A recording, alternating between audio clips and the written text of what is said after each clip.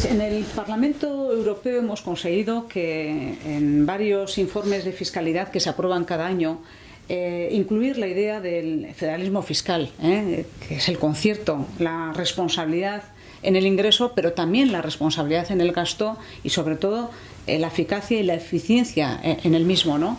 Algunos siguen considerando todavía, bueno, pues el privilegio del concierto, como hemos comentado, pero siempre nos preguntamos y les preguntamos, si consideráis que es un privilegio y es tan bueno, ¿por qué no lo reclamáis también para vosotros? ¿No te parece que eso es así? Buena pregunta, a la cual la contestación obviamente no, sí es un privilegio, pero nosotros no queremos privilegio, nosotros queremos sufrir. Bueno, oiga, un poquito de seriedad. ¿No será que nosotros confiamos en nosotros mismos y queremos gestionar los recursos para lo bueno y para lo malo por esa confianza que tenemos? Bueno, sí, en primer lugar el concierto no es un privilegio. No es un privilegio. El concierto va a cumplir el día 28 de febrero próximo 140 años. Hombre, y podríamos decir que no hay privilegio que 100 años dure. ¿Cómo es posible que un privilegio, y luego vamos a decir cómo se crea ese privilegio, haya pasado por la Restauración española, por la dictadura de Primo de Rivera, por la dictablanda del general Berenguer, por la Segunda República, por la dictadura del general Franco, por la monarquía preparlamentaria de don Juan Carlos de Borbón y por la monarquía actual? Oiga, ¿usted qué me está diciendo? ¿Pero usted sabe en 140 años cuántos ministros de Hacienda ha habido? Pues mire, me he preocupado de contarlos. 85 ministros de Hacienda distintos. ¿Y usted cree que a lo largo de 140 años, en situaciones políticas absolutamente diferentes, con partidos distintos, personas distintas, iban a aguantar los españoles que un micropaís como es este impusiera un privilegio? Es que es absolutamente demencia. Y es que muchos y muchas no saben, piensan que el concierto lo crea la Constitución española. Oiga, que el día que se aprueba la Constitución española, el concierto había cumplido 100 años, era centenario. Y la Constitución española, léasela usted, porque no dice la Constitución crea y establece los derechos, no, dice ampara y respeta los derechos históricos de los territorios forales de una realidad preconstitucional que ha cumplido 100 años. Por lo tanto, el concierto no puede ser privilegio, se ha cumplido 140 años. En segundo lugar, antes lo he dicho, ¿cómo se establece el concierto? El concierto se establece, vamos a decirlo con claridad, el concierto no es una conquista de los vascos, es una imposición. Un castigo. Y me he hecho daño porque he dado en mi pierna. Es no voy a darlo, pero más despacito, haciendo así y frenando, que se hace a los vascos. El concierto se impone por un decreto de 28 Esto es muy importante, recalcar que fue una imposición. Exacto. El concierto se aprueba por un decreto, Real Decreto de 28 de febrero de 1878 con el País Vasco. Ocupado por 40.000 soldados, sometido a la ley marcial, suspendidas, eliminadas las 3 juntas generales, eliminadas las 3 diputaciones forales, nombradas a dedo 3 diputaciones provinciales por el gobierno de Madrid, y en ese momento se aprueba el concierto económico. ¿Y cómo se aprueba? ¿Qué dice este Real Decreto? Que como lo he explicado tantas veces me lo sé yo de memoria. Empieza diciendo: el presidente del Consejo de Ministros, un político español muy destacado, Antonio Cánovas del Castillo, ha terminado la Tercera Guerra Carlista, se ha aprobado una ley de 21 de julio de 1876 que elimina definitivamente los fueros, y 2 años después, en una situación, digamos, por decirlo en francés, de impasse, ¿y ahora qué hacemos? El señor Cánovas del Castillo, presidente del Consejo de Ministros, le dice al rey en este Real Decreto, a un jovencito de 21 años llamado Alfonso XII, señor, establecida la unidad constitucional de la monarquía, establecida, no reestablecida. Y ahora voy a decir la segunda frase en lenguaje actual, porque con lo que tal. Incorporados al ejército español el año pasado por primera vez los jóvenes vascos, y estando a punto de incorporarse en este año 1878 por segunda vez los jóvenes vascos, faltaba que las provincias vascongadas, es decir, Álava, Vizcaya eta Guipúzcoa, se incorporasen al concierto económico de las demás. Ahí aparece la expresión concierto económico. ¿Y qué significa la expresión concierto económico?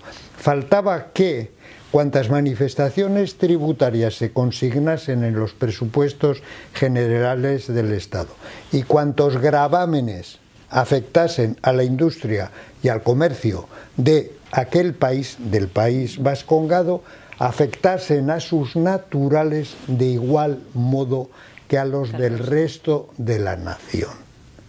Y añade, añade el presidente del Consejo de Ministros español, y quedará conseguida, quedará hecha realidad esa voluntad en un breve término.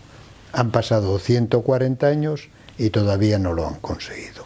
El concierto se impone por imposición para un periodo como un castigo a las provincias vascongadas, a la parte de las provincias vascongadas que habían perdido la guerra civil, la tercera guerra carlista, pero que afecta a todos para un periodo de 8 años.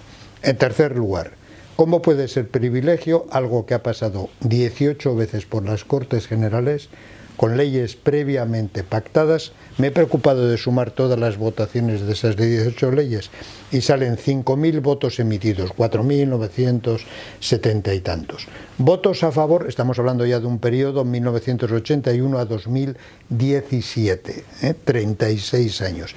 Votos a favor, 87%. Abstenciones, 10%.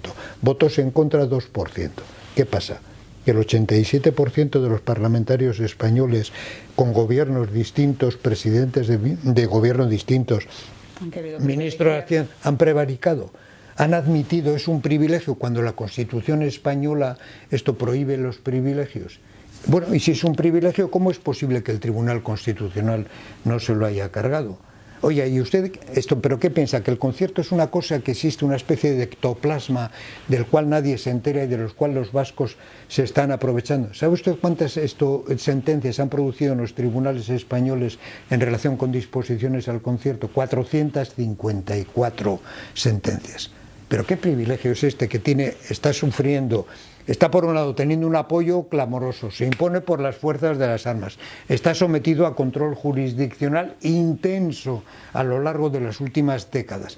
¿Qué privilegio es ese? Evaluado por sentencias europeas. Está evaluado por sentencias del Tribunal Superior de Justicia de la Unión Europea. Esto ha avalado que efectivamente las capacidades normativas del impuesto de sociedades son correctas. Por cierto, solo hay 2 regiones europeas a las que se reconocen esto, nosotros y las Islas Azores.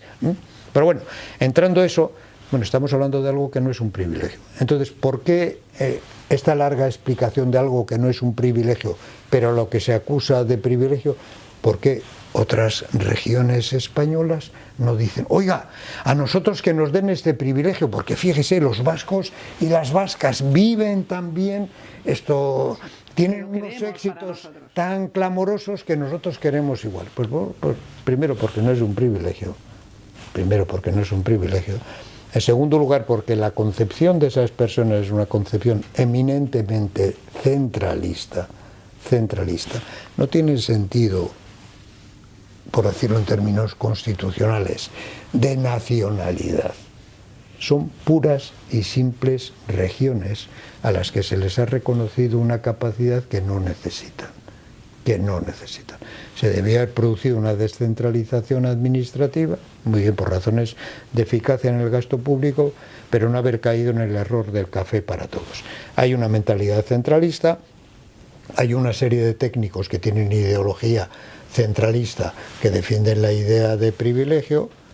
Hay un dato importantísimo, que esas regiones que acusan de que vivimos en una situación privilegiada se dan cuenta que padecemos un riesgo, que sufrimos un riesgo potencial, como se ha visto ahora en la crisis económica. Y te voy a dar un dato cuantitativo. Y en las crisis anteriores de las pero que bueno, nadie se acuerda, pero vamos a situarnos en la de ahora. O sea, en estos momentos. En estos momentos, las 15 comunidades autónomas de régimen común le deben al Estado español, al Tesoro español, 216.380 millones de euros que no pueden pagar.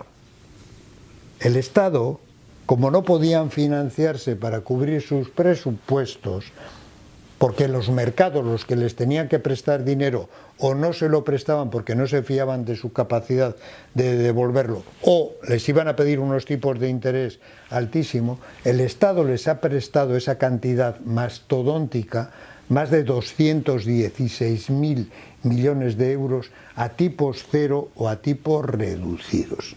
Euskadi, para pasar la crisis, no ha pedido ninguna ayuda al Estado. Y entonces esa cobertura, ese paraguas de papá Estado, estas regiones que nos acusan de que tenemos un privilegio, no lo quieren perder. O sea que todas esas razones explican por qué algo de lo que nos dicen que es tan maravilloso, tan fantástico, tan colosal, esto no lo quieren para ellos. Bueno, ya desde un punto de vista personal, a mí me va a decir alguien, a mí que me dicen que soy el padre del concierto, bueno, seré primo lejano del concierto, porque bueno. soy uno más, 140 años. Yo no tengo 140 años, aunque lo parezca. Sí, ahí ando cerca, pero a todo el mundo no le han hecho los reconocimientos. Bueno, olvídate. De contar los votos, olvídate. ¿Quién sabe más que olvídate. Bueno, pero olvídate de todo eso. Les he mandado jamones a todos estos y por eso he mandado. Nada, eso es una técnica. No lo digas, que igual alguno se lo cree, que hay mucho riesgo también. Claro. Bueno, entonces te decía, esto, a mí, que soy el padre del concierto y que estoy defendiendo esto con uñas y dientes, implicándome personalmente, a mí personalmente el concierto me perjudica. Pago más impuestos en Euskadi de lo que pagaría en un, vamos a llamarle, oasis fiscal existente dentro del Estado español, cuya nombre empieza por M y que está a 400 kilómetros hacia el sur de donde estamos sentados ahora, que es en Bilbao. Más impuestos. Y ahora yo pregunto a los que dicen que esto es un privilegio, oiga, pero ¿cómo puede ser un privilegio algo que castiga al padre de ese privilegio? Y ya te voy a dar un último dato más, que es un dato trascendental. Nosotros, con el concierto económico, cuando firmamos esto, mira, esto te voy a enseñar lo que es un concierto económico. Lo tenía aquí debajo. Sí. Vamos a enseñárselo a los que van a ver esta. Y además sé que tienes el original con las firmas de todos los que tomaron la decisión en su momento. Exacto, de la comisión negociadora. Este es el concierto de 1981. Pues bien, lo que te estaba diciendo, cuando se aprueba esto, Euskadi tenía, estoy utilizando el término Euskadi impropiamente para referirme a la comunidad autónoma vasca. Tenía un peso sobre el conjunto, sobre el Producto Interior Bruto español determinado. Un peso, el 7,50 y algo por ciento.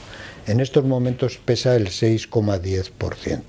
En ese periodo de tiempo, esa pérdida de 1,30 y algo puntos, esto nos ha representado una pérdida de peso sobre el PIB español de 14.700 millones de euros. Es decir, si siguiéramos manteniendo, gracias a esta maravilla, este privilegio, no más peso, no hubiéramos ganado peso, no, mantener el mismo, tendríamos en estos momentos 14.700 millones más de PIB, o si quieres dicho ya en términos personales, vamos a dar lo equivalente de renta personal para las vascas y los vascos.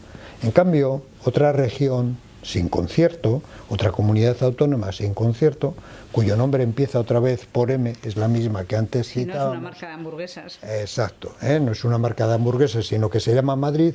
En este mismo periodo de tiempo, en lugar de perder 14.700 millones, como hemos perdido nosotros de PIB, ha ganado 53.000 millones. Entonces, al final parece que el paraíso un fiscal privilegio. es Madrid. Bueno, por eso, español, ¿no? entonces que me expliquen cómo es posible que haya un privilegio, además de todas estas razones que te he dicho, que lo que produce son efectos económicos aparentemente no positivos para la zona que lo disfruta, y en cambio alguien que no lo tiene, una zona, un territorio que no lo tiene, tenga estas ganancias económicas. La conclusión es obvia, no es un privilegio, y al no ser un privilegio, las regiones que no lo tienen, que tanto nos acusan de privilegio, al final lo que se dan cuenta es que bajo el paraguas de eso que se llama papá Estado, viven mucho más protegidas y mejor. Estoy segura, Pedro Luis, que saben todo eso, pero queda bien meterse una vez más con Euskadi y con el concierto. Así es.